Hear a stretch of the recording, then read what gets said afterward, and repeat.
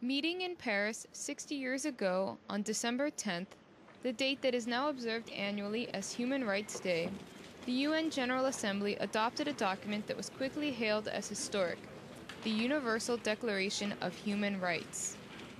In favor of adoption, 48. Against adoption, none. Abstentions, 8. Eleanor Roosevelt, the widow of American President Franklin D. Roosevelt, chaired the UDHR drafting committee.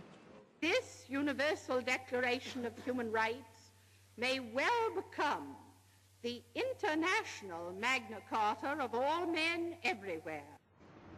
The formal drafting of the declaration document was undertaken by an 8-member committee drawn from the then Commission on Human Rights that was composed of 18 members from different political, cultural, and religious backgrounds. The drafting committee members included the committee rapporteur Charles Malik of Lebanon, Vice Chairman Peng Chunjiang of China, and John Humphrey of Canada, Director of the UN's Human Rights Division, who prepared the declaration's blueprint. René Cassin of France prepared the first draft of the declaration.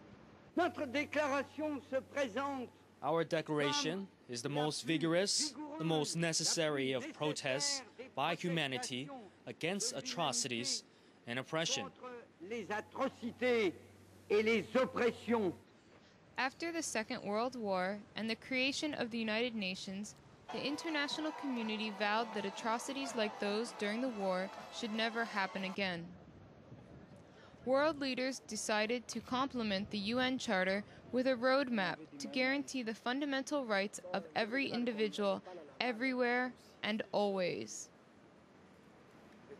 In a UN TV interview, senior UN human rights official Craig Mockeber said some of the most fundamental and long-established human rights proclaimed in the Universal Declaration are again under threat today.